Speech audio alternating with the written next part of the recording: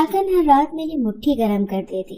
मैं भी मालकन को हर तरह से खुश करने की कोशिश करता, लेकिन एक रात मालकन 40,000 देकर कहने लगी आज। मेरे होश उड़ गए जब उस रात मालकन। ये आज से 2 साल पहले का वाक़ा है। मेरा ताल्लुक गांव से था और मैंने शहर में एक बंगले पर बतौर मुलाजिम नौकरी शुरू की थी। मैं उस बंगले में पिछले 3 साल से काम कर रहा था। उस बंगले में सिर्फ 2 लोग रहते थे, मालिक और मालकन। मालिक अक्सर शहर से बाहर रहते थे और हफ्ते में या कभी कभार महीने में 1-2 दिन के लिए आते थे। मैंने आज तक मालकन के घर वालों और शौहर के अलावा किसी को उनसे मिलने आते नहीं देखा था। एक हफ्ते कभी जब अंधेरा पूरी तरह से अपने पर फैला चुका, तब अचानक मैंने एक लड़की को आते हुए देखा। उसने खुद को स्याह रंग की चादर में छुपा रखा था। वो अपना एक हाथ मुसलसल चादर में छुपाए हुई थी। लड़की काफी पुरस्कार लग रही थी और वो मुसलसल बंगले के अंदर आने की कोशिश कर रही थी। चौकीदार ने उसे रोकने की कोशिश की तो वो चौकीदार से कहने लगी कि मैं तुम्हारी मालकन की दोस्त हूँ, मुझे उनसे मिलना है। उसकी बात सुनकर मुझे काफी हैरानी हुई थी, क्योंकि आज से पहले कोई लड़की इस तरह नहीं आई थी और 3 साल से मैंने तो मालकन के किसी दोस्त को घर में आते नहीं देखा और ना ही मालकन किसी दोस्त से मिलने जाती थी। और तो और उन्होंने तो कभी भी ऐसी किसी दोस्त का जिक्र भी नहीं किया था। इसी वजह से वो लड़की मुझे काफी खटक रही थी। उसका हुलिया भी काफी मशकूक सा लग रहा था। चौकीदार ने उसे वहीं रुकने को कहा और खुद मालकन से बात करने चला आया। चौकीदार ने मालकन को बताया कि कोई लड़की उनसे मिलने आई है और खुद को उनकी दोस्त बता रही है। लेकिन अगला झटका तो मुझे तब लगा जब मालकन ने उसे फौरन अंदर भेजने का कहा। मुझे हैरत हो रही थी और तजस्सुस भी कि आखिर ये लड़की है कौन, जिसकी वजह से मालकन भी अचानक परेशान हो गई थी और उसे फौरन अंदर बुला लिया। मेरे अलावा एक माली और 2 औरतें इस बंगले में काम करती थी। उस लड़की के आते ही मालकन का भी अंदाज अजीब सा हो गया। वो काफी परेशान और घबराई हुई रहने लगी थी। एक मर्तबा फिर मुझे हैरत ने आन घेरा जब मालकन ने उन तीनों को बुलाया और उन्हें अपने क्वार्टर्स में जाने पर कह दिया, क्योंकि आज से पहले ऐसा कभी नहीं हुआ था कि वो तीनों इतनी जल्दी क्वार्टर में चले जाएं। बल्कि मालकन तो गुस्सा होती थी। उन्हें रात के खाने के बाद ही इजाजत मिलती थी कि वो अपने अपने क्वार्टर में जाकर आराम कर सकें। मालकन काफी उसूल पसंद औरत थी और इसी वजह से उन्हें हर काम वक्त पर मुकम्मल चाहिए होता था। मेरा काम खाना बनाना था, शायद इसीलिए उन्होंने मुझे रोक दिया था। तजस्सुस तो बहुत था मुझे कि उस लड़की के बारे में जानने का, इसीलिए मैंने शुक्र अदा किया कि मुझे वहीं रोक लिया गया। मैंने खाना बनाकर मालकन से पूछा कि खाना लगाऊं, तो उन्होंने कहा कि खाना मेरे कमरे में ही ले आओ। उन्हें खाना देकर मैं बर्तन धोकर अपने क्वार्टर में आ गया। मुझे नींद नहीं आ रही थी, इसीलिए उस लड़की के बारे में सोचते सोचते ही रात गुजर गई। सब जब मैं नाश्ते के वक्त मालकन के कमरे में गया और मालकन से खाने का पूछा तो उन्होंने सिर्फ अपना खाना बनाने का कहा। मैं बहुत हैरान हुआ, क्योंकि रात को तो मैंने 2 लोगों का खाना भेजा था और अब एक का क्यों? मैंने उनसे पूछा कि मेहमान के लिए खाना नहीं बनाना, तो उन्होंने कहा कि वो तो जा चुकी हैं। ये बात मेरे लिए काफी हैरान कन थी। वो इतनी जल्दी कैसे चली गई? खैर, मैंने मालकन का खाना बनाया, उनके कमरे में देने के लिए चला गया। कमरा अपनी असल हालत में मौजूद था, किसी चीज में कोई रद्दोबदल नहीं थी। खाने के बाद मैंने बर्तन धोए, फिर मुलाजमों को मालकन के कमरे की सफाई का बोलकर मैं चला गया, क्योंकि नाश्ते और बर्तन के अलावा मेरा और कोई काम नहीं था। जब मुलाजमा कमरे की सफाई करने मालकन के कमरे में आई तो उसे एक चाकू मिला जिस पर खून लगा हुआ था। वो डर गई थी और हवास बाख्ता चाकू लेकर मेरे पास आई। उसने मुझसे चाकू के बारे में दरियाफ्त किया तो मालकन के कमरे से चाकू के मिलने पर मुझे भी हैरत हुई, क्योंकि आज से पहले ऐसा कभी नहीं हुआ था। अचानक मुझे रात वाली वो मशकूक लड़की याद आई और फिर अचानक से चाकू का मिलना, आधी रात को लड़की का आना और सुबह सवेरे गायब हो जाना। ये सब काफी संगीन था। मामला बिल्कुल भी वैसा नहीं था जैसा नजर आ रहा था। कुछ तो और था जो नजरों से ओझल था। मैंने लाइल्मी का इजहार किया और मुलाजमा को भी फिलहाल मुंह बंद रखने का कहा, लेकिन मुलाजमा मेरी तवक्को से कुछ ज्यादा ही चालाक निकली। चुप रहने के बजाय वो चाकू सीधा मालकन के पास ले गई। मैंने भी मजबूर उसके पीछे ही चला गया, लेकिन जैसे ही उसने चाकू मालकन के सामने किया तो चाकू को देखकर मालकन का चेहरा सर्द पड़ गया। उन्होंने फौरन से मुलाजमा से वो चाकू छीन लिया और फिर कुछ पल बाद उन्होंने चाकू को देखकर ملازمہ سے کہا کہ رات کو پھل کاٹتی رہی تھی، جسے کاٹتے ہی اس کے ہاتھ کٹ گیا تھا۔ مالکن صاف جھوٹ بول رہی تھی کیونکہ ان کے ماتھے پر پریشانی کی وجہ سے پسینہ نمودار ہونے لگا تھا۔ میں نے غور سے مالکن کے دونوں ہاتھوں کو دیکھا، مگر مالکن کے ہاتھ پر کوئی بھی زخم کا نشان موجود نہیں تھا۔ اس چاقو کو دیکھ کر ان کے چہرے پر جو گھبراہٹ کے تاثرات آئے تھے وہ ہمارے لیے بھی تشویش کا باعث تھے۔ مالکن نے وہ چاقو لے کر ہمیں اپنے کمرے سے نکال دیا اور میں سوچ رہا تھا کہ آخر ماجرا کیا ہے۔ شام ہوتے ہی وہ لڑکی پھر آ گئی۔ اسے دیکھ کر مجھے اب شک نہیں یقین ہو گیا تھا کہ مالکن کے ساتھ کچھ تو غلط ہو رہا ہے، یا پھر مالکن خوب دلدل میں گرنا چاہ رہی تھی۔ مگر آج وہ لڑکی کل والے وقت پر نہیں بلکہ اسے سیدھا آدھا گھنٹہ تاخیر سے آئی تھی۔ رات پھر یہاں گزارنے کے بعد وہ صبح واپس جا چکی تھی۔ چوکیدار نے اسے پہچان لیا تھا اور مالکن نے بھی کہا تھا کہ وہ جب بھی آئے جب بھی جائے اسے کوئی روک ٹوک نہیں ہونی چاہیے۔ وہ چپ چاپ سیدھا مالکن کے کمرے میں چلی گئی اور رات وہاں گزارنے کے بعد سب پھر سے غائب ہو گئی۔ اب یہ سلسلہ روز چلنے لگا۔ وہ شام کو آتی اور صبح 6 بجے سے پہلے ہی چلی جاتی، مگر شام کو کبھی ایک وقت نہیں آتی، کبھی جلدی آتی کبھی دیر سے۔ ایک دن وہ جلدی آ گئی اور اسی شام مالکن کے اماں ابا بھی ان سے ملنے آئے۔ تب ان کی سہیلی سامنے نہیں آئی، بلکہ مالکن نے ان کے سامنے ہی اس کا ذکر کرنے سے منع کر دیا کہ کسی کو بھی پتہ نہیں چلنا چاہیے کہ گھر میں ان کے علاوہ بھی کوئی موجود ہے۔ مالکن نے کہا کہ تم میں سے کوئی بھی میری سہیلی کا ذکر کسی اور کے سامنے نہیں کرے گا۔ اگر کسی نے بھی اس بارے میں باہر کسی سے بھی بات کی تو وہ نوکری سے فارغ ہوگا۔ سب کو اپنی نوکری پیاری تھی، سب خاموش ہو گئے، مگر ہر ایک کے دل میں شک پیدا ہو چکا تھا کہ یہ لڑکی آخر ہے کون۔ یہ لڑکی اب ایک پہیلی بن چکی تھی۔ باقیوں کو تو شاید کوئی فرق نہیں پڑ رہا تھا، لیکن مجھ میں جاسوسی کا کیڑا کثرت سے انگڑائی لے کر بیدار ہو چکا تھا۔ میں نے سوچ لیا تھا کہ میں یہ راز جان کر ہی رہوں گا کہ آخر یہ لڑکی ہے کون اور یہاں کرنے کیا آتی ہے۔ آج اس لڑکی کی اس گھر میں تقریباً 5ویں رات تھی جب مالک کے کمرے سے توڑ پھوڑ کی آوازیں سنائی دینے لگی۔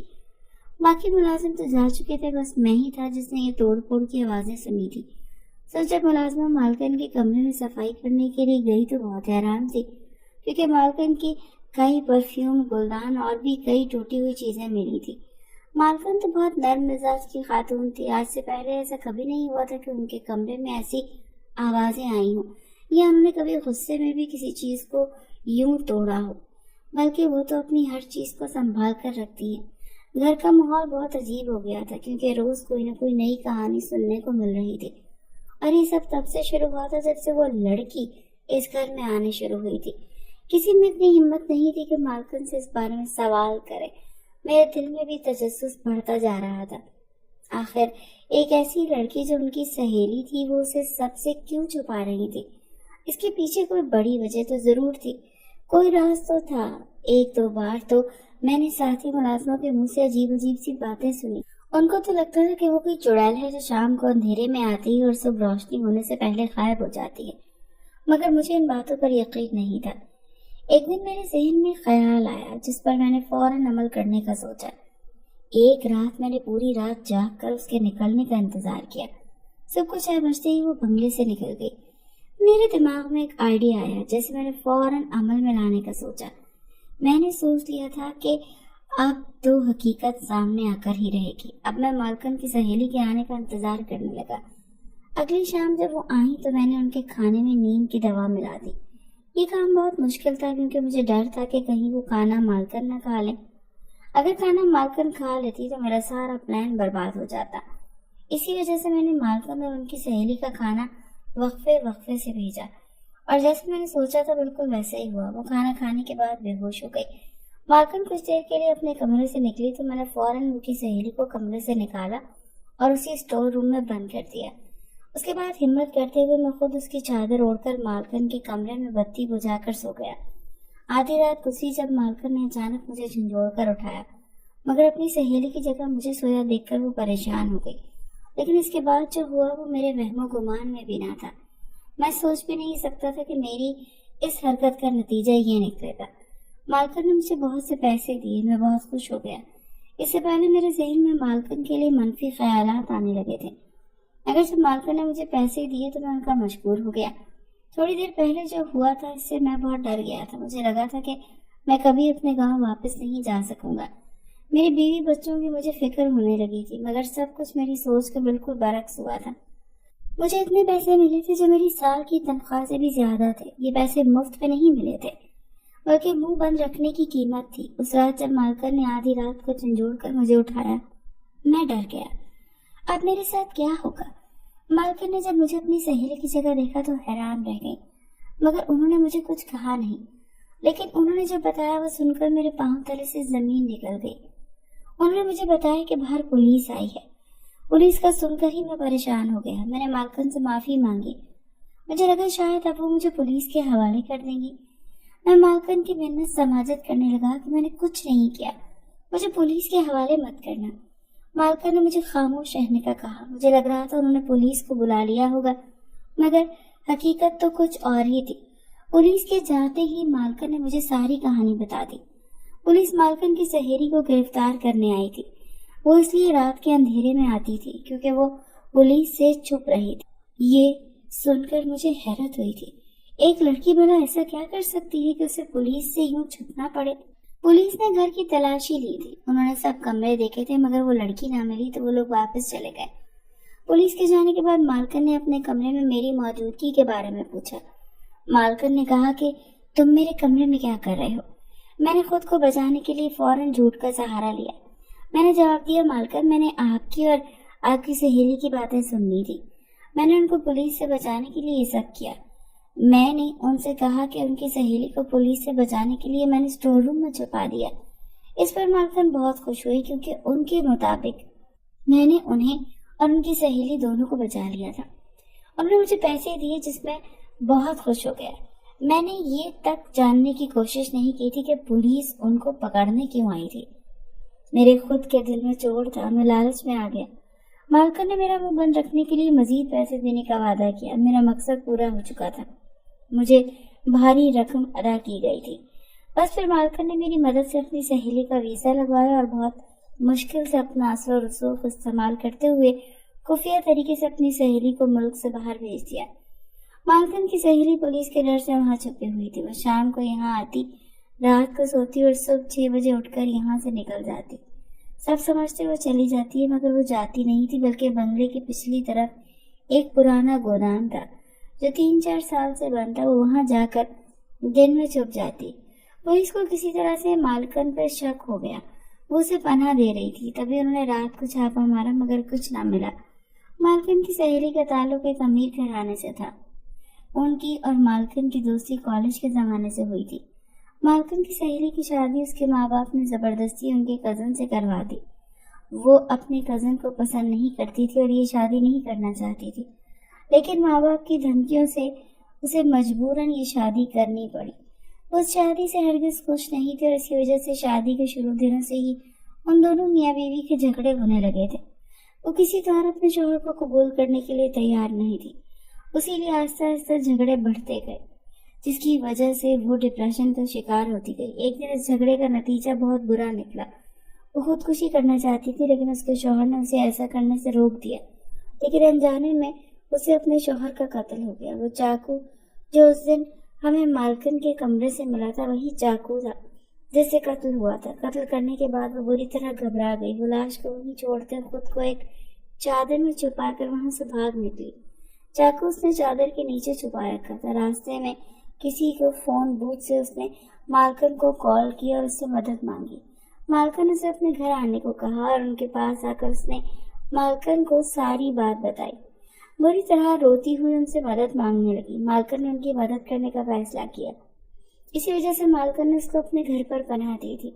مگر مالکن کی سہیلی ذہنی مریض بن گئی تھی. رات کو جب بھی اسے یاد آتا کہ اس سے قتل ہو گیا تو وہ بری طرح گھبرا کر چیزیں توڑنے لگ جاتی. یہ بات انہوں نے اپنے گھر والوں اور شوہر سے بھی چھپائی تھی کیونکہ اگر انہیں اس بارے میں پتہ چل جاتا تو وہ کبھی بھی اس کی مدد نہیں کرنے دیتے. اسی لیے مالکن نے سب کو اس بات کا کسی سے ذکر کرنے سے منع کر دیا تھا. جب مجھے یہ سب پتہ چلا پہلے میں نے پولیس کو بتانے کا سوچا مگر جب مالکن نے پیسے دیے تو میرے دل میں لالچ آ گیا. میں نے سوچا اگر میں پولیس کو سچائی بتا دوں تو پولیس مجھے کچھ نہیں دے گی، میری نوکری بھی جائے گی. پھر میرے بیوی بچوں کا کیا ہوگا؟ اس کے برعکس اگر میں پولیس کو کچھ نہیں بتاتا تو مالکن مجھے اور بھی پیسے دیں گی، میری تنخواہ بھی شاید بڑھ جائے۔ میں جانتا تھا یہ سب غلط ہے، مگر اس کے باوجود میں نے اپنی ضمیر کو سلا دیا۔ پیسے کی چمک نے میرے ضمیر کی آواز کو دبا دیا تھا۔ کبھی کبھی سوچتا ہوں کہ میری خاموشی کی وجہ سے قاتلہ آزاد گھوم رہی ہے، مگر میں اپنے حالات کے ہاتھوں مجبور تھا۔ میں نے سچائی اور پیسے میں سے پیسے کا انتخاب کیا، غلط کیا، مگر اور کوئی راستہ